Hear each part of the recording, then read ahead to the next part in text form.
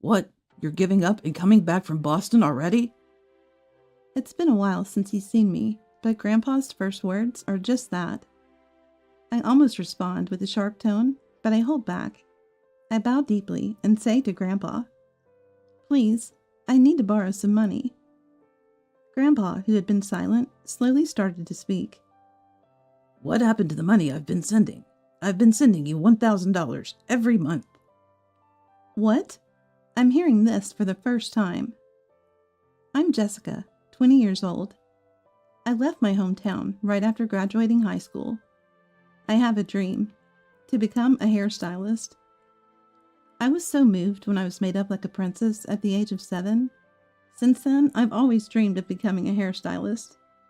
It may be a common dream, but I was determined. I was raised by a single mother. My parents divorced when I was in middle school, and it's been Mom and me ever since. My mom's family home is nearby. Grandma has passed away, and now my difficult grandpa lives there with my gentle uncle and his wife.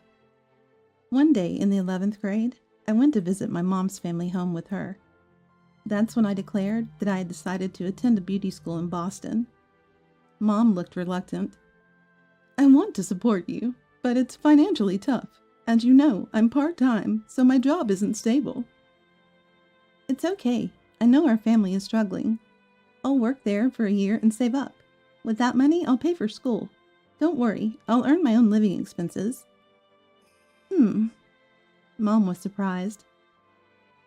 It was hard to persuade my worried mom, but eventually she said, "If that's what you've decided." Uncle said, It'll definitely work out. supporting me, but one person remained unconvinced. Grandpa. I'm against it. "Why, Grandpa?" Grandpa snorted. You've always been taken care of by Sarah. Have you ever done housework? Cleaning, laundry, cooking? You haven't done anything. Relying on your mother for everything, even as a woman. Do you think you can live a life where you save money? He was right, but Grandpa doesn't do housework either. He's old-fashioned, probably thinks household chores are women's work. I rebelled against Grandpa. "I might not be able to at first, but I'll learn. I'll be fine." Studying, honing skills, working part-time, and managing household chores on top of that. You're expecting too much from yourself. I can foresee you getting caught by some weird guy in the city and being abandoned. Uncle intervened, asking Grandpa and me to calm down. Grandpa stayed silent, not speaking for the rest of the day. "Just watch me, Grandpa." I thought of harsher words, but held back. I will, absolutely will go to Boston and become a hairstylist. From that day, I started helping with the household chores. I worked part-time jobs and saved up the money to go to Boston myself. After graduating high school, I moved to Boston as planned, and then came the days of part-time work. For a year, I worked tirelessly without visiting home. Thanks to that, I managed to save up for 2 years of tuition at the beauty school and a little extra. I even got accepted into the beauty school I hoped for. Everything was going smoothly. This struggle could make me the protagonist of a movie 30 years later. The path to my dream shone brightly. However, contrary to my bright future, the world was growing darker. A global pandemic struck. Right around the time I was about to start school, the world came to a standstill. My daily life became completely different from the school life I had imagined. Classes were remote. Practical lessons meant watching videos filmed by the instructors and figuring out things on my own. I couldn't make friends because I couldn't go to school. All the preparations I had made to attend beauty school for a year felt in vain. Part-time work became sparse and insufficient for a decent income. The money I had saved up for tuition started to dwindle. This wasn't how it was supposed to be. I was filled with anxiety about the future, and my spirits were low. I thought about going back home many times. But every time, I would remember Grandpa's face. You're expecting too much for yourself. The frustration from when he said that kept me going. I absolutely won't go back home. I couldn't return until I had exceeded Grandpa's expectations. I was stubborn. With anxiety and stubbornness, my feelings fluctuated, but somehow I managed to persevere in Boston. Even with the difficulties of in-person classes, I worked desperately. Thanks to that, by the end of my freshman year, I was at the top of my class. How about that, Grandpa? You must think differently of me now. But the money problem was becoming more serious. I was cutting corners on living expenses as much as possible, yet my savings continued to decrease because the income just wasn't enough. When I was saving money, I used to work at a grocery store in the early morning, a cafe during the day, and a bar at night. Once school started, I planned to continue only the early morning and night part-time jobs. But with fewer people going out, the bar job disappeared completely. The grocery store job in the morning didn't bring in much income. Even if I wanted to change jobs, the number of job postings had decreased. Unfortunately, I hadn't been able to find a new job. I thought about delivering as a courier, but without a bike or motorcycle, it was difficult. In such a situation, I continued to live off my savings. Now, I only have enough money left for next year's tuition. If I pay the tuition, I won't have enough to live on. I can't even afford the rent. Troubled by this situation, I decided to call Mom. Mom, what should I do? I might run out of money. That's tough. I heard living expenses in Boston are high. Mom sounded genuinely worried. I felt sorry for worrying her, sorry for being such a failure. Sorry, my work has also decreased. I can send about $100 a month, but that won't be enough, will it? Mom fell silent. Maybe I shouldn't have called. Tears welled up in my eyes from my own pitifulness. Should I consult Grandpa? He's the one who said all those things about being a woman and such. I don't want you to give up on your dreams since childhood. Let's ask William to lend us some money. David is also there, so I think they can manage something. Okay. Right. Mom is supporting me. She will ask with me. This is no time to be stubborn. To repay Mom's support, I must solve this money problem. A week later, I made my first trip back home. It took courage to return amidst the calls for self-isolation. I hesitated even to spend on the travel expenses. But I couldn't just ask for money over the phone. I couldn't leave it to Mom. I had to ask Grandpa in my own words. What, you're giving up and coming back from Boston already? Those were Grandpa's first words.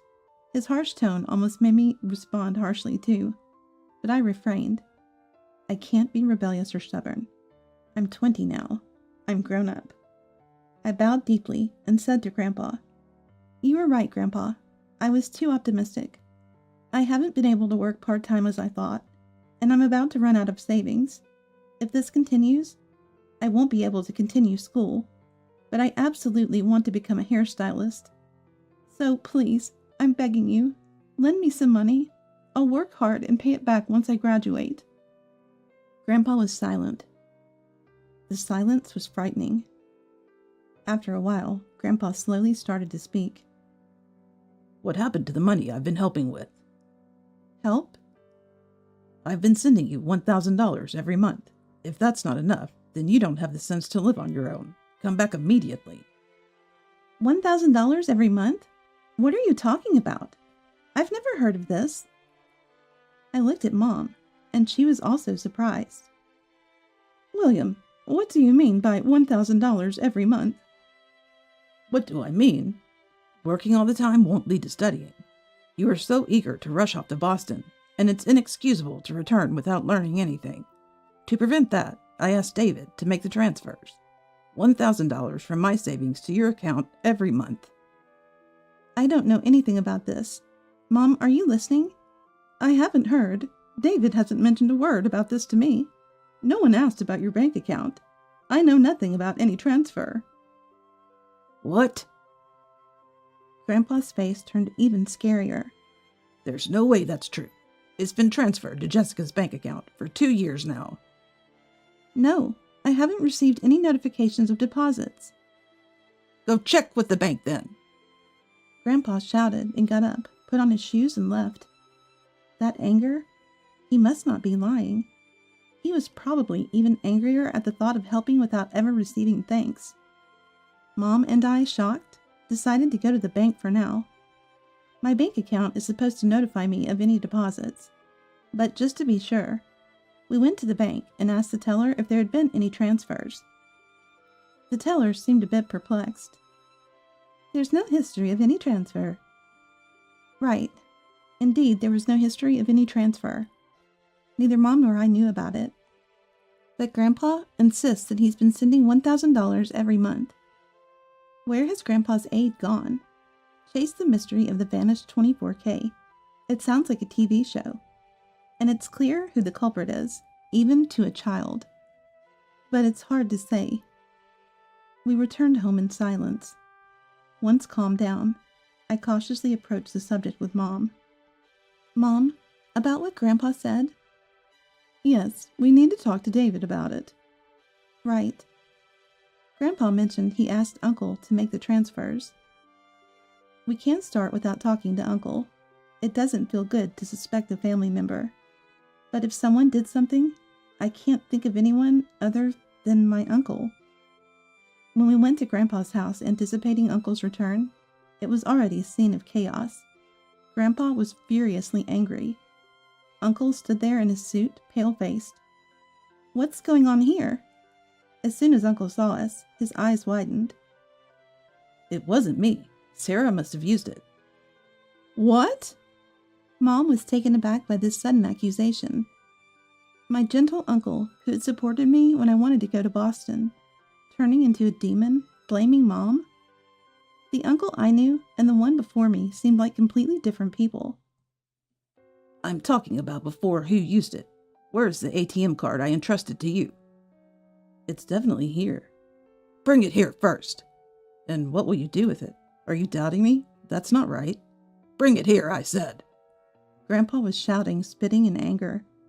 He might burst a blood vessel from all that anger. First, return my ATM card. I will check the contents. Then, we will verify the transfer destination.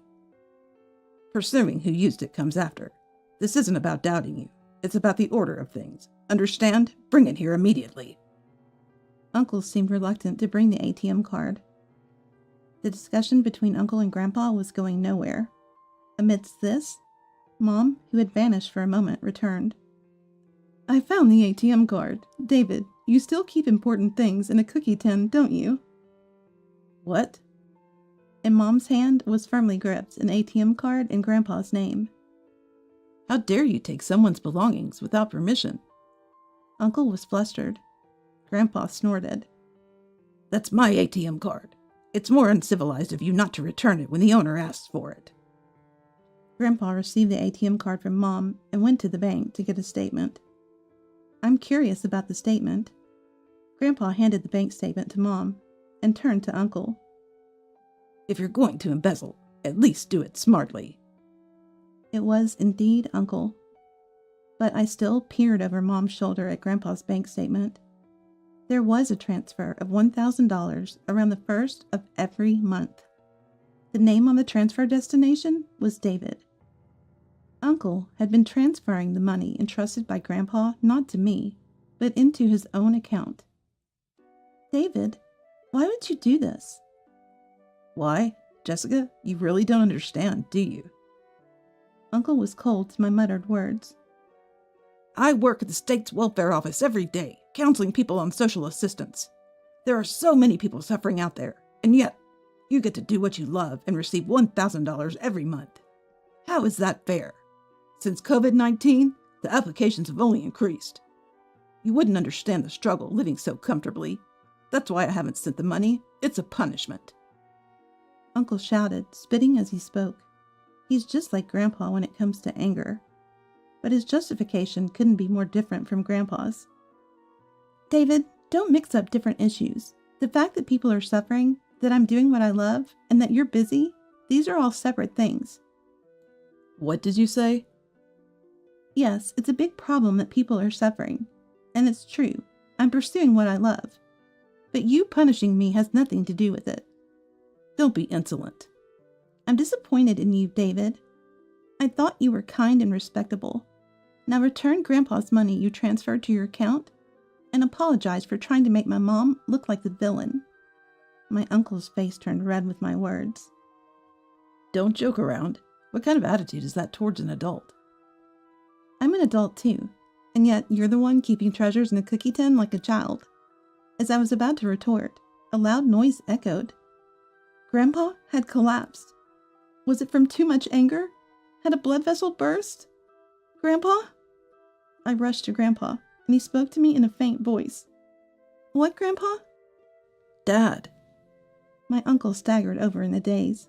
Standing across Grandpa, I fiercely said to Uncle, David, what if this is the end for Grandpa? What do you have to say? No, sorry, Dad. I was wrong. Sorry for being such a bad son. I used your money. Sorry. You used it? You've been deceiving me for 2 years? Yes, I'm sorry. I said a lot, but truthfully, I was just succumbing to temptation in front of me. Sorry. Okay, I understand. Uncle was crying. Mom was crying too. Watching the two of them, Grandpa suddenly sat up as if nothing had happened. What? Foolish to be fooled by such poor acting. Confess everything from the beginning. What? Grandpa hadn't collapsed. He had pretended to fall. He had given me a difficult task by being the first to rush over, to make him confess. His voice was faint but firm, and I immediately understood. This one's going to be okay, and acted accordingly. Uncle slumped, defeated. Everything was clear now. Later, I heard from Mom. There had been $40,000 in the bank account Grandpa entrusted to Uncle. Uncle was frustrated that such a large amount of money was passing through him. He gave in to temptation and transferred Grandpa's money to his own account. It would have been better if it had ended with that satisfaction, but Uncle spent the money on his hobbies. One mistake should have been enough to stop, but Uncle didn't reflect. Instead, he decided to assert that his actions were justified. Uncle tried to make me the villain, listing baseless reasons and inconsistent logic to make himself the hero. But deep down, he felt regret. He knew his own dirtiness and mistakes.